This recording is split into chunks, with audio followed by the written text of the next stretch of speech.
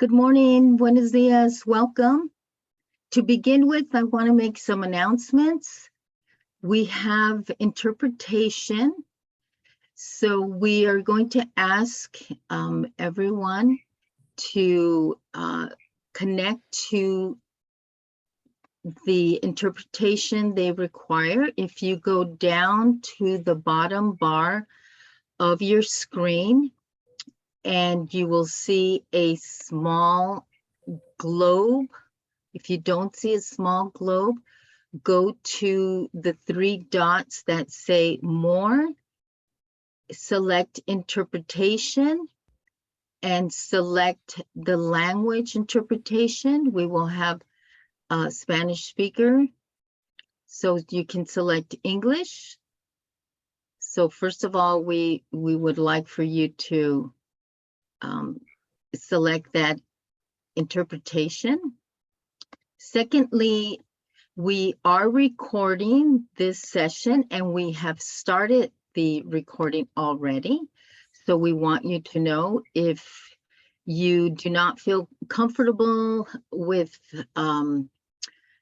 turning on your video, you can turn off your video at this time because we are recording this session.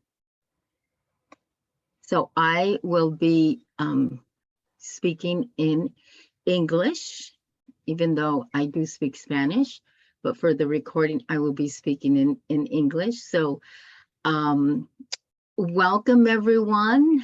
Bienvenidos to everyone to our Immigration Spotlight, organized by the Latin American and Caribbean Committee, the LACC, a committee of the Loreto community.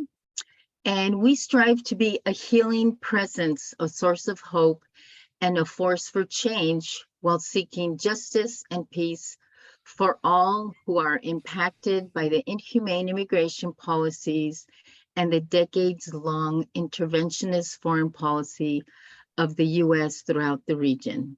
I'm Rosa Lizardi. I am a member of the LACC, and our Immigration Spotlight is a monthly online opportunity via Zoom to inform, to educate, and to explore emerging issues and challenges regarding migrants, immigration in general, farm workers, and to provide updates about the situation on the US-Mexico border. We are featuring today the focus on two Central American countries, El Salvador and Nicaragua. And we have two fabulous presenters with us who will provide updates about the recent situation in both countries, the crackdown on civil society, on the general public, really. Similar yet different situations, different form of repression in El Salvador by the government of President Nayib Bukele, and in Nicaragua under the presidency of Daniel Ortega. So first of all, I will introduce our speakers. Fidel Moreira is the director of the study, the Center for the Study of Governance and Democracy, an NGO promoting proactive citizen participation in Nicaragua. He was a representative of the Global Call to Action Against Poverty, GCAP, where we met, and representing Latin America and the Caribbean. Fidel is an anthropologist at the Autonomous University of Nicaragua and holds a law degree from the Universidad del Valle in Nicaragua, as well as a master's in political anthropology. And he is currently living in exile in the US, and he will talk to us about that situation. Marta Benavides is a dear friend. We're very happy to have you again. She has also presented on Immigration Spotlight in the past. She's a spiritual leader among many things, educator and ecologist from El Salvador, who has led many initiatives towards peace in Central America. She's worked extensively for women's migrant rights, the right to development, climate change, Mother Earth. And she was working with Monsignor Oscar Romero at the time of his assassination and was then forced to live in exile. She is currently a member of Servicios Ecuménicos para Reconciliación y Reconstrucción and the founder of Siglo XXIII, Siglo XXIII, working for a culture of peace in El Salvador. So we will now turn to Fidel. And again, let me remind you, if you've come in a bit later, please select your interpretation at the bottom of the Zoom screen. Select English. So Fidel, pleasure to have you here with us. Thank you so much. The floor is yours. Muchas gracias, Rosa Lizarde, y muchas gracias al grupo de la comunidad de Loreto por dejarme esta ventana y puerta abierta para poder un poco denunciar la problemática en que se encuentra el pueblo de Nicaragua. Antes de empezar esta exposición de datos sobre la situación de Nicaragua, quiero decirles de que nuestra organización, el Centro de Estudio para la Gobernabilidad y la Democracia, tiene aproximadamente 17 años de haberse fundado en Nicaragua. Desgraciadamente, el año pasado fuimos parte de casi 1,380 ONGs que fueron cerradas por el régimen de Daniel Ortega. Estamos también fundados acá en el estado de la Florida, y el centro de estudio tiene una plataforma que tenemos en Nicaragua que se llama el Observatorio de la Violencia, que lo utilizamos para seguir compilando información sobre el tema de la violencia política en Nicaragua. Este observatorio es una plataforma que también utiliza una aplicación que se llama SS Violencia, que se baja de Play Store, y con esta aplicación se baja a los celulares, y con eso nosotros recabamos información a nivel territorial de la problemática de violencia política que se vive en Nicaragua, y con eso construimos data que difundimos a nivel de las instancias de derechos humanos. Como ustedes sabrán, Nicaragua acaba de pasar uno de los procesos más violentos sobre represión desde 1918, desde el 2018, y eso nos trajo por lo menos casi 500 personas asesinadas y casi más de 300,000 personas migración forzosa por la problemática de represión que nos trajo un levantamiento social, pero que al final hubo una confrontación del régimen de Daniel Ortega contra la ciudadanía. Lo que les voy a presentar ahorita son datos que hemos recabado a través de este observatorio, y con esos datos nosotros vamos a trabajar un poco esta información que, discúlpenme un segundo. Con lo que queremos, digamos, más o menos, revitalizar la información que se tiene sobre Nicaragua. Desgraciadamente, estamos en un momento donde existe todo un proceso de la posverdad, y hay mucha mala información, y nosotros queremos con esto aportar sobre la verdadera situación de Nicaragua. Durante el 2021, el hostigamiento fue el tipo de violencia más recurrente en los reportes que registró el observatorio, seguido de acoso por simpatizantes y autoridades estatales. Y en tercer lugar, amenazas. Estos tres tipos de violencia representan el 50% del total de incidentes reportados en ese contexto en Nicaragua.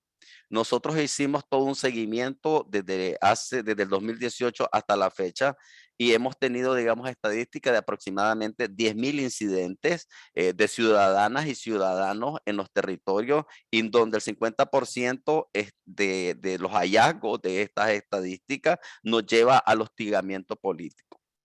En Nicaragua El gobierno de Ortega Murillo ha establecido la amenaza y el hostigamiento como una estrategia sistemática de criminalización, control y vigilancia contra los ciudadanos que están identificados como opositores. Estos tipos de violencia en su mayoría son ejecutados por la policía y simpatizantes del gobierno. De acuerdo con los registros del monitoreo del observatorio, el 81% de los incidentes de violencia reportados, la policía, simpatizantes sandinistas y paramilitares son los agresores principales identificados. Principalmente la policía y simpatizantes por el gobierno actuando de forma conjunta son quienes ejecutan los incidentes de violencia política en todo el país. Por otro lado, los paramilitares, quienes son identificados como civiles armados simpatizantes del gobierno, operan acciones con mayor nivel de violencia y peligrosidad. Actúan con total impunidad, pues las autoridades correspondientes no les investigan ni persiguen, ya que son elementos usados por la dirigencia del gobierno para reprimir, intimidar y agredir a los ciudadanos opositores. A raíz del 2018, todo lo que es la violencia política que se genera en Nicaragua tiene una estructura donde participa la policía, el ejército y los militantes del partido de gobierno. A raíz de toda la data de información que ustedes pueden tener acceso a partir de documentación de derechos humanos a nivel internacional, se darán cuenta de que la persecución ha sido atroz. Y las acciones que se han hecho a partir del 2018 también han sido atroces. Y eso fue la primera fase para poder, digamos, instaurar un estado represivo, autoritario y dictatorial. El tema de la migración forzosa es un tema fundamental posterior a toda esta acción represiva. O sea, el resultado de la acción represiva desde el 2018 ha hecho que en Nicaragua se profundice el tema de la migración forzosa.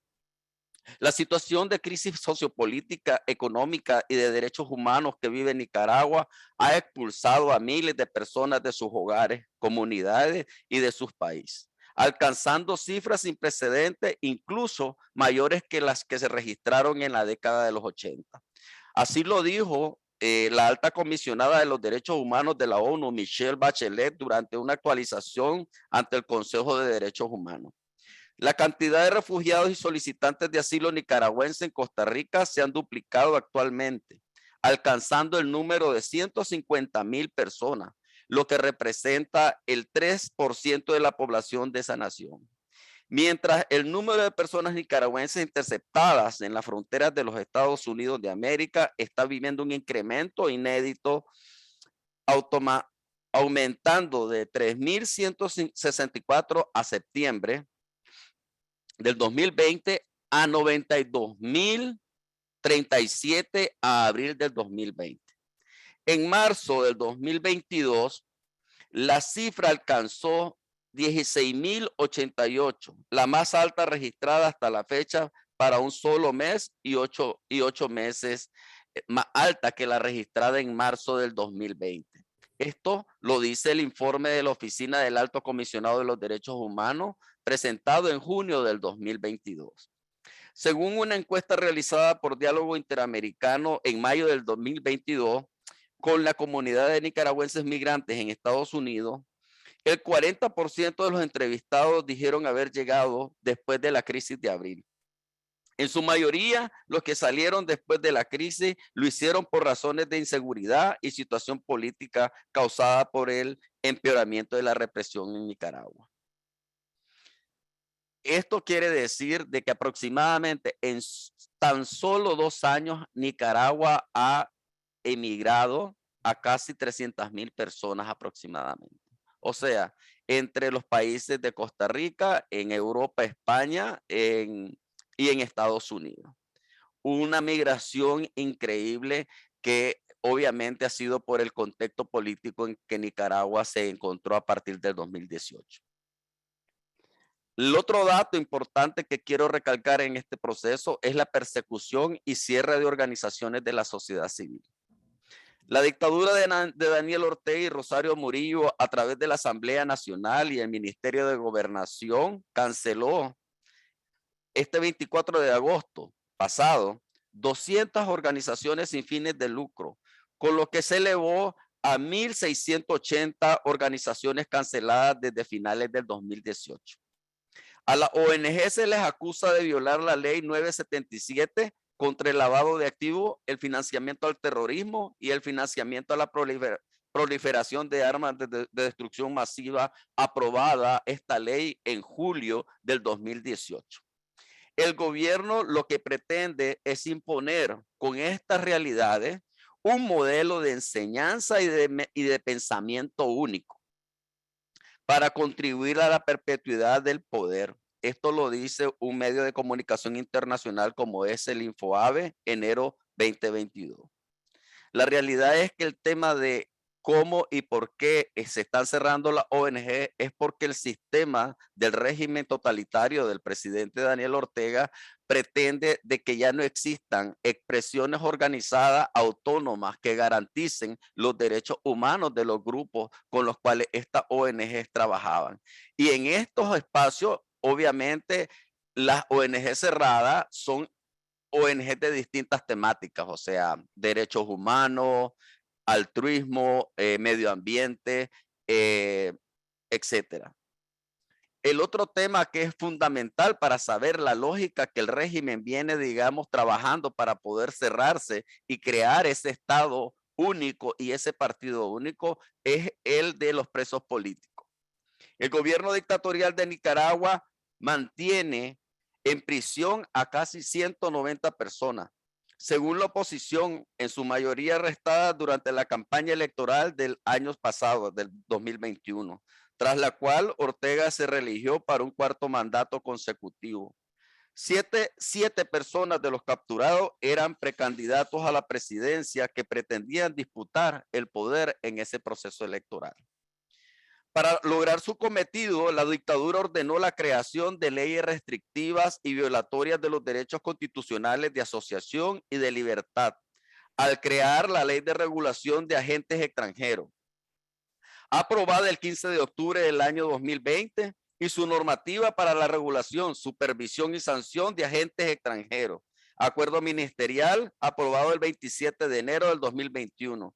La otra ley es la ley contra el lavado de activos, el financiamiento al terrorismo y el financiamiento a la proliferación de armas de destrucción masiva, aprobado en julio del 2018. La otra ley es la ley de defensa de los derechos de los pueblos a la independencia, a la soberanía y autodeterminación para la paz, y ley especial de exhibir delito, aprobada el 27 de octubre del 2020. Las cuatro normativas aprobadas por el Parlamento de Nicaragua para callar a la disidencia misma, que han avanzado sobre los pocos medios de comunicación independientes que continuaban operando en el país tras los cierres y confiscaciones ordenadas por el gobierno. Operando en el país tras los cierres y confiscaciones ordenadas por el gobierno de Daniel Ortega a partir del 2018. Cuando estalló la crisis sociopolítica, aprovechando la puesta en vigencia de estas leyes inconstitucionales y represivas que fueron propuestas, sometidas a discusión y aprobación en tiempo récord. Estas leyes fueron creadas específicamente como medio de represión del régimen Ortega Murillo a fin de realizar detenciones masivas de miembros de la sociedad civil, de la empresa privada y de la oposición política. El régimen de Daniel Ortega y Rosario Murillo diversificó sus acciones represivas implementadas y dirigidas a silenciar a la prensa independiente, al liderazgo de la sociedad civil y a la población en general, que hace uso de las redes sociales para expresar sus opiniones, convirtiéndolas en Nicaragua en una gran cárcel. La intención de Ortega, en primer lugar, fue competir sin rivales en las elecciones ilegales que se llevaron a efecto el 7 de noviembre del 2021, para lo cual se valió de los encarcelamientos de los candidatos opositores y la anulación de los 3 partidos de oposición que existían, lo que conllevó a que más de 40 países desconocieran los resultados de esas elecciones, donde Ortega se reeligió oficialmente con el 75% de los votos. El Comité contra la Tortura de las Naciones Unidas emitió el 29 de julio del 2022 un informe sobre la situación en Nicaragua en el que denunció nuevamente el maltrato a las personas detenidas en ese país centroamericano, en especial aquellas relacionadas con las protestas del 2018 y el proceso electoral del 2021, marcado por la violencia. El informe se hizo eco de anteriores denuncias por parte de la Organización de las Naciones Unidas, según las cuales se usó fuerza letal contra grupos de manifestantes pacíficos en el 2018 y en el 2021, cuando fueron detenidas arbitrariamente entre 170 y 190 personas por razones políticas, y también hubo acusaciones de tortura y desapariciones forzadas. En los centros de detención del sistema penal nacional, llámese la Modelo, La Esperanza, Guajualí, Matagalpa, Chinandega, Chontales, Estelí y Granada, continúan los reportes de malos tratos, insalubridad y falta de atención médica a las personas presas políticas. Los actos dictatoriales del régimen no quedan en detenciones de empresarios, periodistas o políticos opositores al gobierno, sino que además actualmente el régimen de Ortega está persiguiendo públicamente a la Iglesia Católica y a todos sus miembros, llegando a capturar e imponer arresto domiciliar al obispo Rolando Álvarez. El otro dato importante de este proceso está la persecución a medios de comunicación. La migración específica para que los periodistas de oposición pasen. El actual gobierno nicaragüense, desde su llegada en el poder en el 2007, aplica una política hostil hacia la prensa independiente, cerrando todo espacio de acceso a información pública, centralizando la información en la voz de la primera dama y de sus grupos de medios de comunicación oficialistas.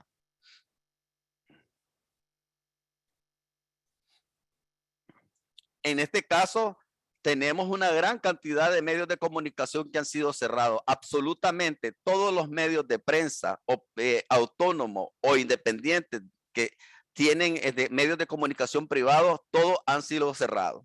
Tenemos una cantidad de periodistas de todos los niveles fuera, exiliados en Costa Rica y en Estados Unidos.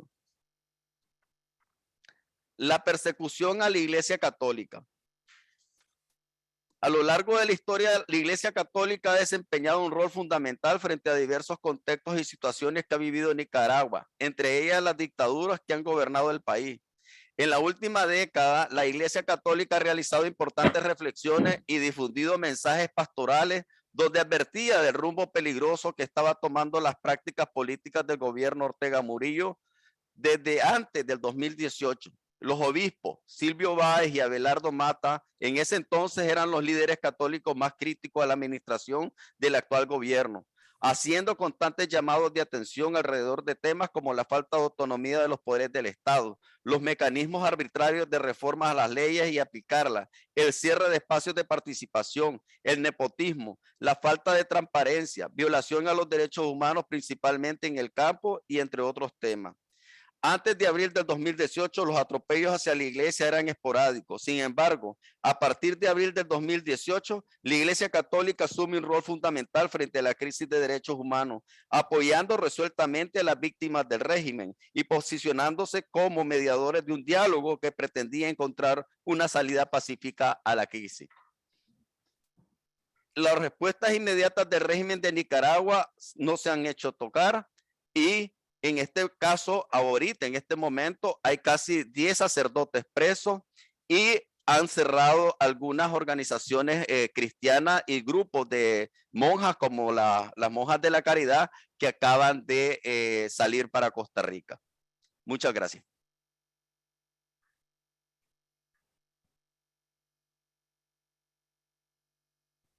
Thank you so much, Fidel, for that comprehensive overview.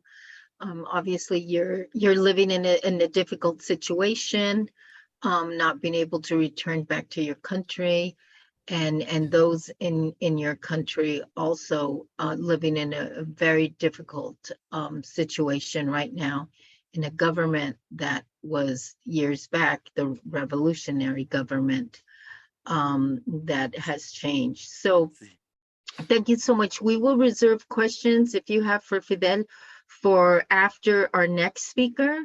So I would like to invite Marta Benavides to take the floor. Marta, welcome, bienvenida. Am I on mute? We can hear you, and Marta will be speaking in English. Yeah, because Fidel did a very good job, but then you had to hear so much in Spanish. And I know that what he presented is very, very important to keep in mind, because it's one of the ways that things are happening, you know, to one of your neighbors. And it reflects very much of what's happening in, you know, the whole Central American region, especially, you know, in what is called in the United States, the Northern Triangle, which is Guatemala, Honduras, and El Salvador. And I think that, you know, I shouldn't go into a lot of the details that he has shared, because a lot of them are similar. The thing is that how it is acted and for what purpose, you see, and what does it mean for the people, not only of the United States, but the people of the world, because as these things are happening, a new world order is being created and has been, you know, in process of being created for a long, long time. And the thing is that we have not been adding, you know, all those different things that have happened to see what were the signs of the times, because the signs of the times have been very clearly, you know, especially in the last administration that you had, you know, with the man that's wanting to get reelected in your country, you know, and a lot of those things got magnified, you know, a lot of these situations that we have been living for 500 years, really. This is not new for us. This is something that we have had to live for 500 years, and it was considered normal, even for those of us in our own countries. You see, and I think that what this is telling us is that there are very urgent things that have to be done. And it is nature that is calling us to really look very clearly to the kind of world that we have, because the kind of world that we have created is really in constant attack to planet, to Mother Earth, and to people, you know, and in that order, really. And as long as we allow the attacks and the exploitation of Mother Earth, we're going to do the same thing to the people, because the lands that, you know, that you are, for example, in the United States, and all of us in Latin America, we were here before the colonizers came, you know, and all these measures have been enacted for the majorities of people since the start of that. It doesn't mean that indigenous peoples are perfect, but we had our own ways, and we had our languages, we had our cultures, and especially that relationship with Mother Earth and the environment. And so the attack has been very much against that way of living, you see, which was more communal and in a complete, you know, commitment to live in harmony with nature. And that meant that we had to be in harmony with ourselves also. And so, for example, in El Salvador right now, imagine the real name of El Salvador is Cuscatan, which means land of riches. But for indigenous peoples, riches didn't mean a lot of jewels and gold and things like that. It was that we had a very, very generous nature, you know. The environment was very giving to us, you know, the rivers and the oceans and everything. The way that we live with nature was very different than how we are now. So we all became slaves at the time. You know, my family, I come from having been, you know, our ancestors were made all slaves. And then, you know, little by little, through the struggles of the people, you know, we made changes, forcing the system to give us, you know, whatever changes they were, after repressing us, you know, finally give us. And we stopped having the formal slavery, but we are still slaves in our own country, because out of what now we are about 6 million people in my country, at least 4 million live in poverty and extreme poverty. And that is considered normal. And the same thing in all over the world. It is accepted that some people, well, right now, if we are going to make that analysis, it's about 8 billion people in the world, in the planet that make the world now.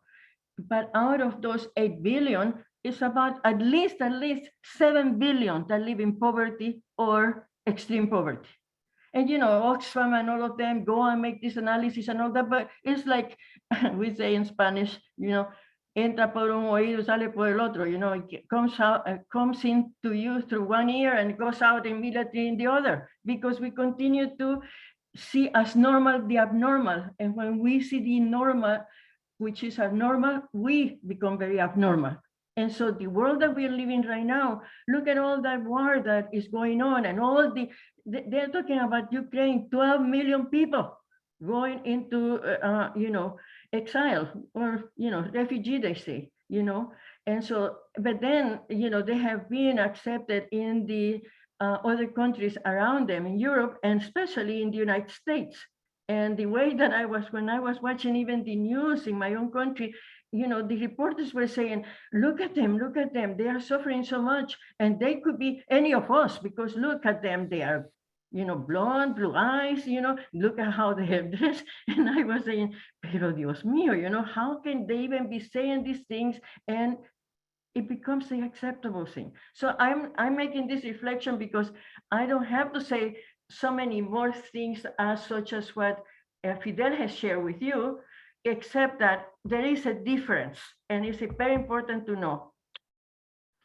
El Salvador now has completely dismantled everything that since the 70s, through the social movements, we had been able to accomplish in terms of, well-being of people and nature.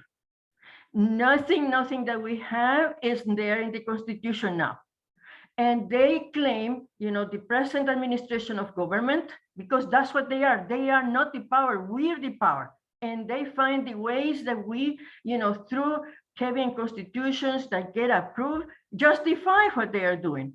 So they had it very well planned.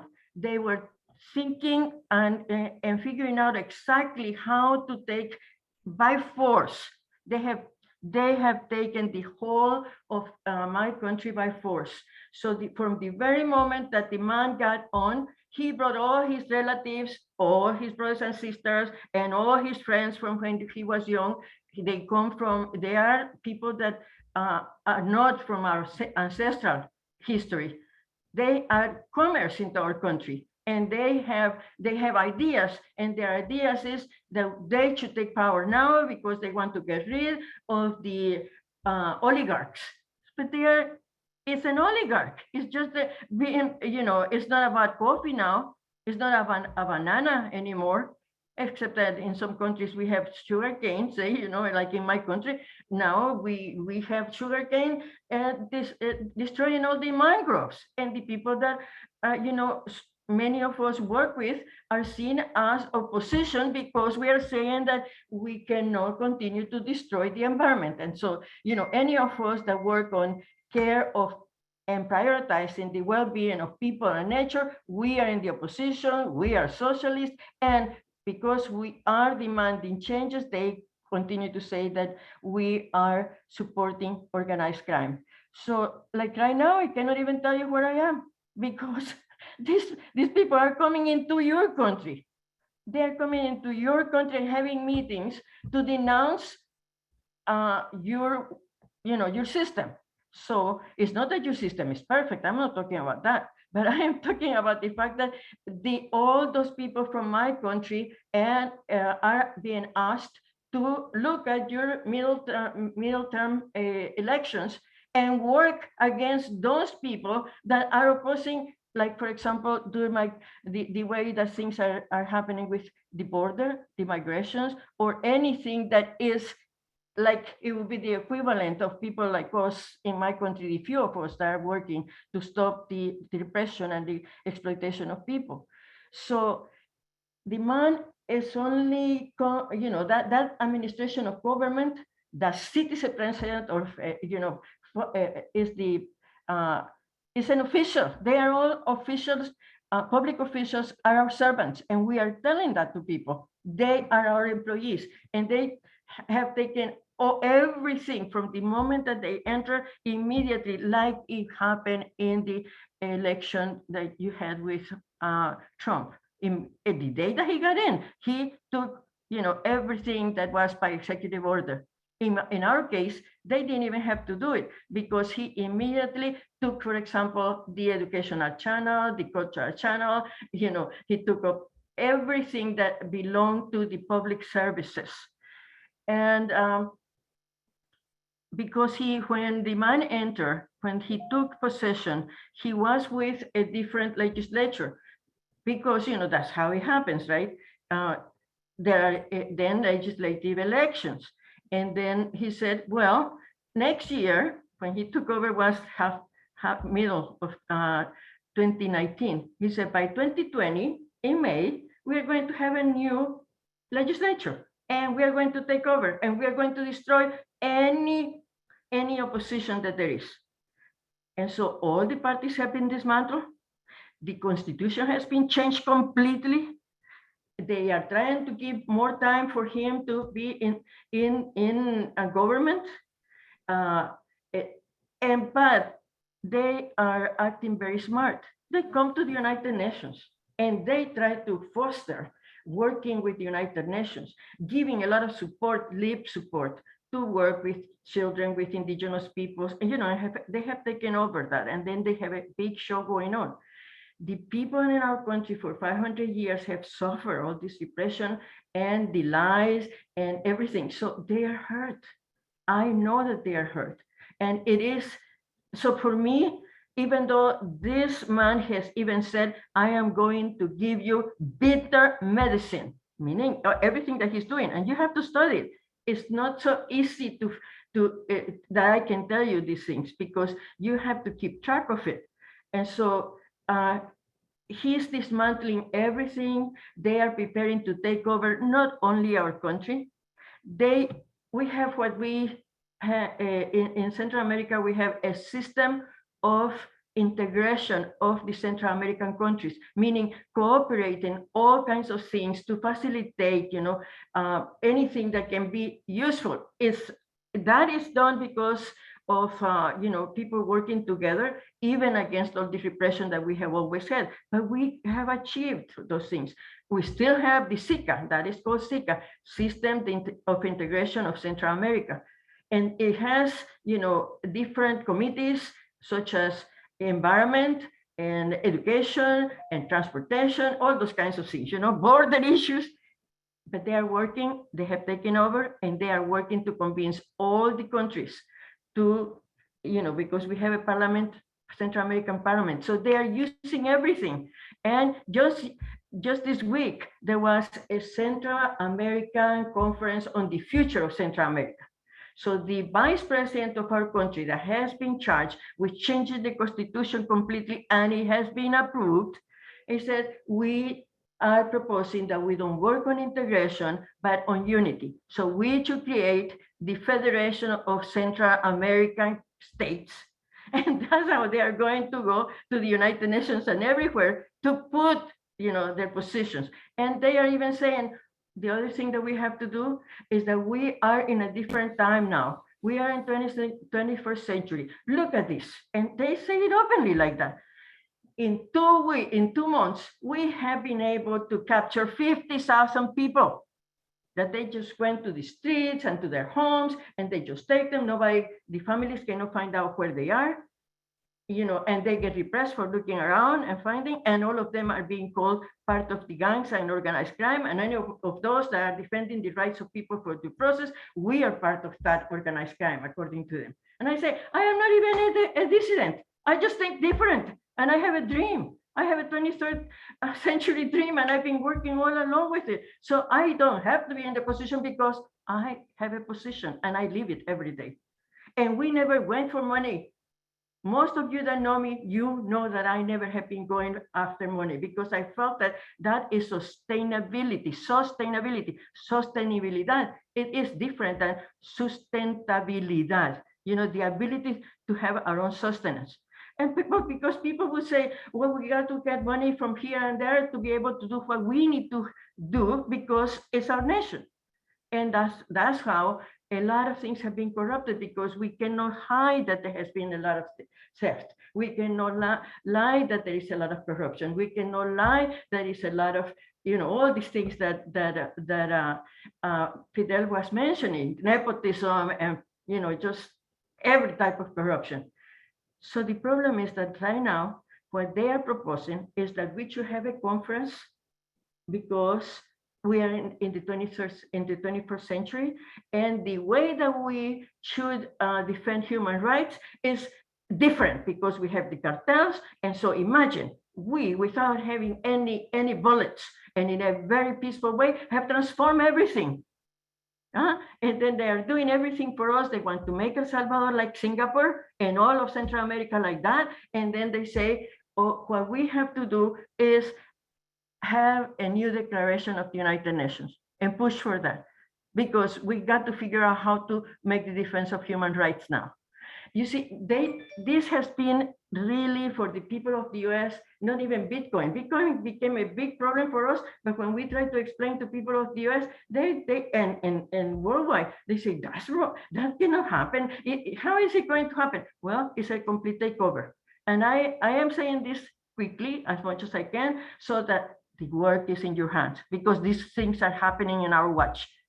As the same things have happened in my watch, in my country, and we have had to take responsibility. This is happening on your watch. And a new world order is being created. We have been working on the 2015, post-2015 agendas, but we haven't made sense out of that. And there is the Global Pact on Migration, Compact on Migration. If we are working on helping migrants and helping people, and we haven't been also involved in creating, the kind of processes that use the agendas to make the transformation, deep transformations that we have to make, then it doesn't go beyond charity. And I tell you, most of us that are in this group are kind of older people, yes, but we know a lot. And we have been involved, and let's take time, and we don't have to take over. What we have to do is really monitor, but not monitor or just be informed. We have to be informed for the purpose of being educated, and not to create the world we want, but the world that is needed, so that there is, possibilities for nature and for people from here to the 7th generation, and each generation having to do that. And so study Puerto Rico. Puerto Rico is a colony. And all of us are colonized, and even the ways that we're thinking is colonized. So I hope that you understand that, and that you see the challenges. I'm willing to work. I'm never asking to be paid for it, but I'm asking to really be serious about this. Gracias. Thank you so much, Marta, for sharing that. I think it brings up a lot of reflection, a lot of questions. At this time, I want to open it up for comments and questions. We have our partners on the ground at the border, Dora Rodriguez, Paulino Olvera, Cañas, and Bob Key, who always provide us with on-the-ground information about what's happening. I'll invite them if they have any reflection, any connection to what they're seeing at the border. I'll invite them to come in right now, and anyone else who has a question for Fidel or for Marta. We have about 12 minutes. Any one of our partners who wants to reflect or have a question? I see a hand. Okay, Bob, thank you. Yeah, I have a question for Fidel. I'm curious about the relationship of Nicaragua with Costa Rica, because I know that people travel from Nicaragua to Costa Rica. What is that relationship like? And how is that? What are the difficulties for people traveling to Costa Rica? Thank you, Bob. And let me invite Dora as well. who has her hand up. Thank you. Dora.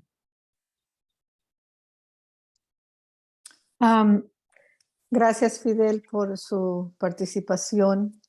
Esperamos seguir trabajando juntos. Mi pregunta a usted es casi como va, porque nosotros pues trabajamos en las fronteras y vemos a muchos hermanos de Nicaragua en los centros de detenciones. Por lo menos ahorita tengo a un joven en Luisiana que ya fue deportado una vez y ahora volvió a venirse por la misma situación en Nicaragua, apenas tiene 21 años. Entonces mi pregunta es, ¿qué sabe usted acerca de la relación o lo que va a hacer este gobierno de migración aquí en Estados Unidos con nuestros hermanos de Nicaragua? Robert, la relación de Costa Rica con Nicaragua es una relación histórica. Desgraciadamente, el centro económico de Nicaragua siempre ha sido Costa Rica desde todas sus conflictividades. Recordemos que Nicaragua es una sociedad de posguerra. Nosotros venimos hasta hace poco de una guerra civil, por así decirla, en la época de los 80. Y entonces toda esa población giró para buscar su estabilidad a Costa Rica. En Costa Rica hay aproximadamente 400,000 nicaragüenses.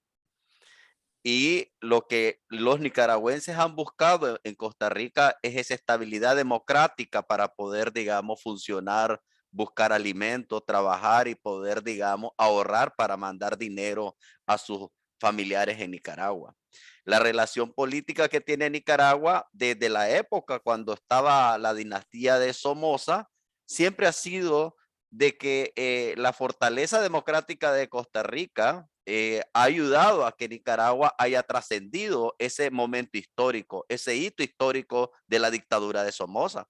Y entramos nuevamente a una dinámica que creíamos, ¿no? Que nos iba a construir una expectativa política distinta con el triunfo del Frente Sandinista. Desgraciadamente entramos nuevamente en un proceso de conflictividad militar y obviamente nuevamente los nicaragüenses tuvieron que emigrar a Costa Rica.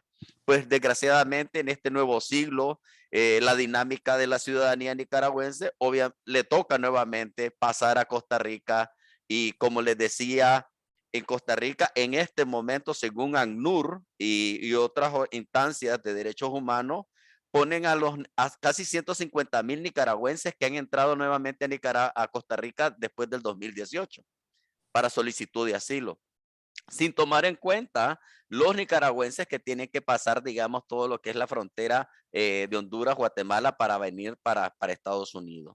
Y entonces hay una relación política que tenemos con Costa Rica porque siempre nos ha servido como la salida económica de la migración nicaragüense para poder sostenerse ante las grandes crisis que Nicaragua ha tenido en el ámbito económico y en el ámbito político. Y por eso es que ahí es donde está el mayor bloque de liderazgos sociales y políticos ahorita exiliados, porque es ahí donde están trabajando para ver si a nivel internacional logramos una transición democrática en Nicaragua. Desgraciadamente, el totalitarismo que nos ha impuesto nuevamente Daniel Ortega trasciende la racionalidad política. O sea, no entendemos cómo un hombre que tuvo un hito histórico como romper una dictadura desde Somoza, de repente por un movimiento social del 2018, asesinó a 500 personas. O sea, no se concibe, digamos, a nivel, si usted quiere, antropológico de por qué funciona eso así, pero desgraciadamente esa es la realidad que tenemos en Nicaragua. Ahora, la lógica que queremos es que los nicaragüenses que están en Costa Rica logren medio estabilizarse porque tienen sus familias dentro de Nicaragua y tienen que buscar un sustento económico para mandar dinero para alimentar a su familia. Y eso es nuestra conexión histórica que tenemos con Costa Rica. Con el tema de la migración de los nicaragüenses a Estados Unidos, nosotros estamos coordinando con varias instancias a nivel de Texas. O sea, ahí hay un grupo de nicaragüenses que se están coordinando procesos para poder ver el tema de nuestros conciudadanos que están en estos centros de detención. Desgraciadamente, desde el 2018 para acá, hubo una migración forzada políticamente. Entraron muchos migrantes por razones políticas, ¿verdad? Habían participado en los actos de movilización social del año 2018 y fueron los primeros que entraron a Estados Unidos.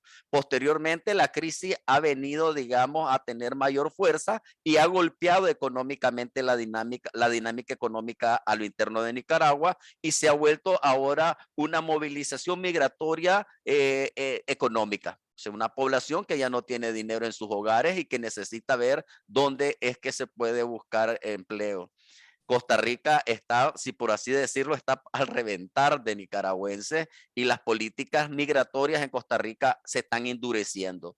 Y bueno, el interés de nosotros, hay muchas organizaciones de solidaridad que están en Texas, en esta frontera, viendo los casos de los nicaragüenses que tenemos detenidos en estos centros de detención y se ha estado, digamos, en un momento estuvimos trabajando procesos humanitarios, pues porque buscábamos cómo las personas que podían pedir a estas personas pudieran hacerlos para que cuando salieran de los centros de detención poderlos tener en un lugar, en un hogar y de ahí pues darles un tiempo prudencial de 1 a 2 meses para que esta persona migrante pudiera conseguir un empleo y poderse valer por sí misma.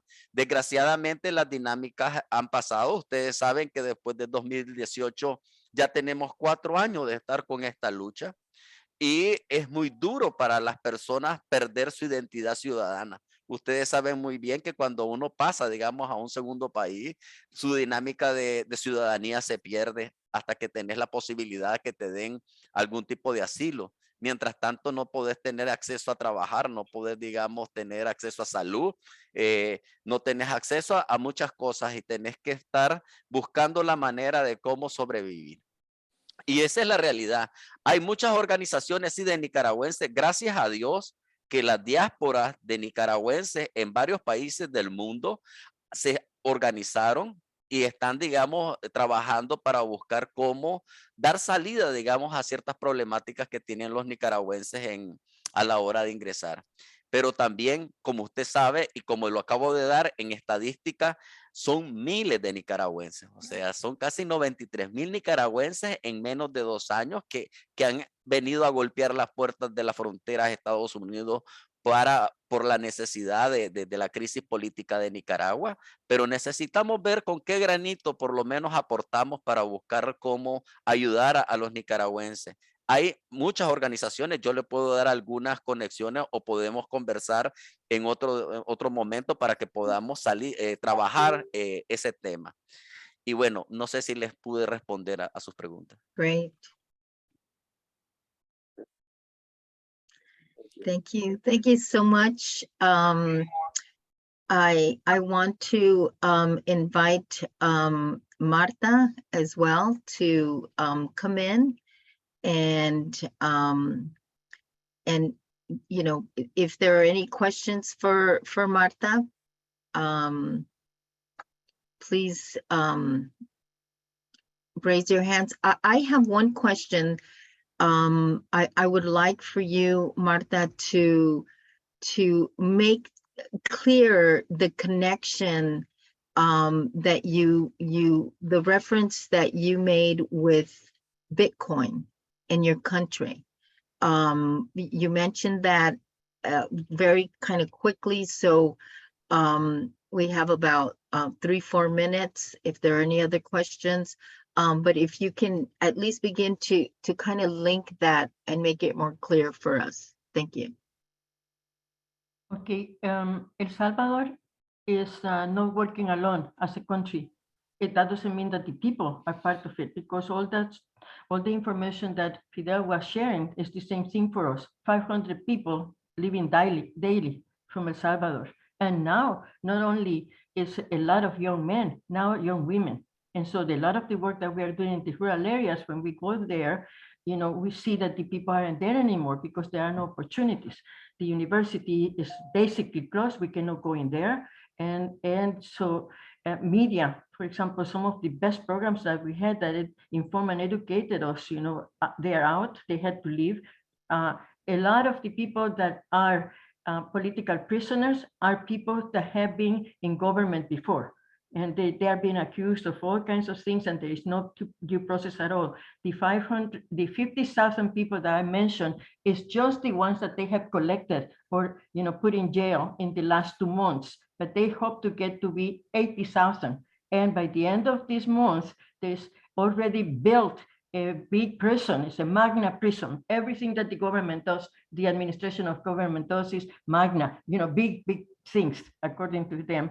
And so they will open a prison by the end of this month for 40,000 people, and they will start building immediately another one. So by the end of the year, we should have 80,000 people, in jail. So the whole country is a jail. And like it's not being discussed and analyzed like that. And it has to do with thinking and seeing economics as the solution for issues. So the man says, if we have Bitcoin, we are not going to have to demand a lot of money, taxes from the people. They just have to work and live very poorly. And, we are going to have what we need to for expenses, for any benefits for the society from Bitcoin. And so he has spent about millions of dollars, close to a million of dollars buying the Bitcoins. Each Bitcoin is at the time that he was buying was $35,000 each coin. And then, like you can only buy so many with $100,000, say, But the thing is that the way it works, you have to put the money there and it fluctuates. So now regularly, in each one of our noticieros, the news tell us, today, Bitcoin is this much. They try to tell us that how it's going, but Bitcoin has gone down in the last 4 weeks or 5. And so right now, from having been up to 50,000 that had gotten there, now it's about 20 or 19,000. But the thing is that you have to have that in a wallet, because this is for people who see money as the solution and individually. So most of the people that are in Bitcoin are very selfish. They don't care how they get the money, and they want to not to pay any taxes. Forget about how you're going to have any services, public services and hospitals, because this money is not reported. It's like, a paradise for keeping money away. So, but these paradises, they existed before, this is what Switzerland has been all along, and all those little islands that finally got their independence, and it's just places where the people that were colonizers have their money now. So you see, we got to see deeper and broader and really think about, that's why I'm 23rd century. Anything that we're doing already, we are creating the world that is going to be tomorrow. But it's getting very, very difficult. So the thing with Bitcoin is this: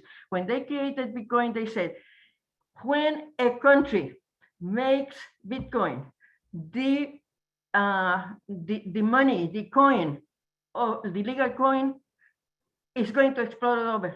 And that's exactly what happened.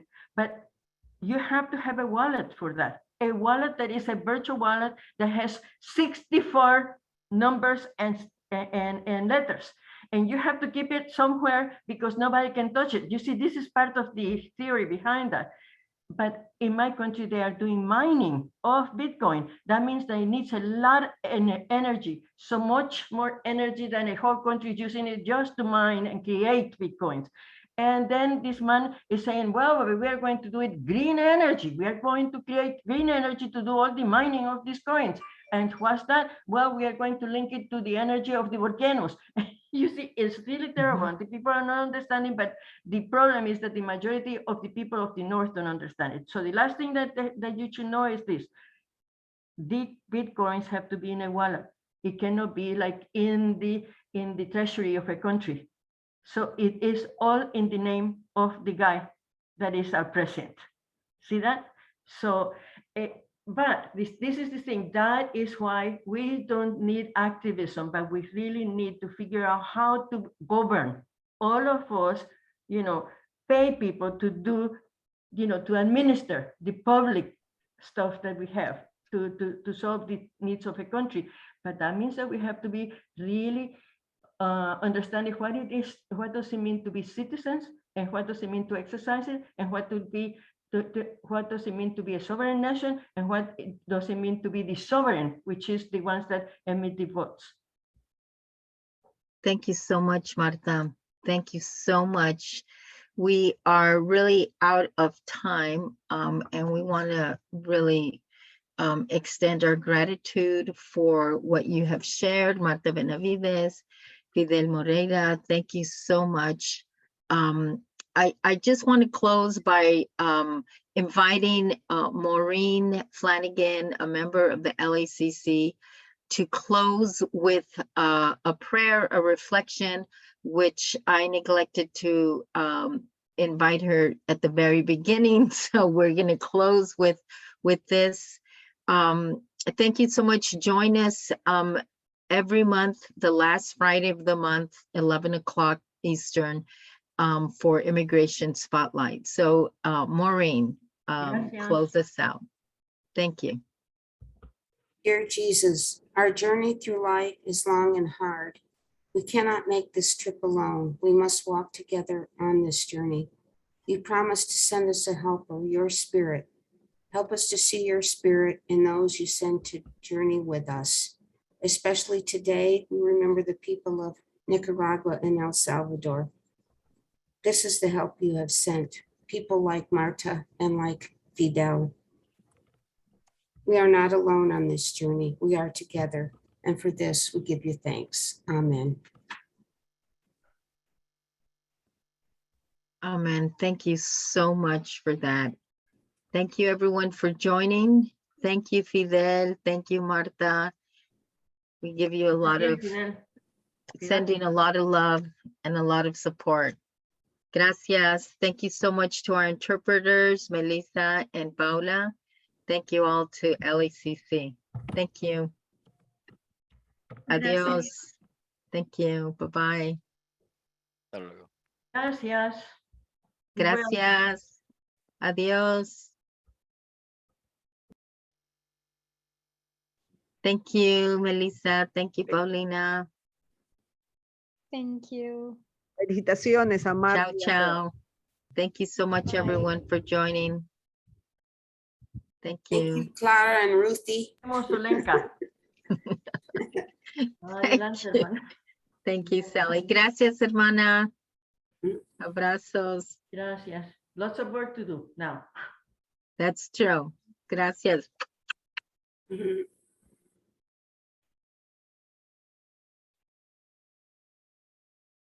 Are you off to work, Rosa? Let me just stop recording.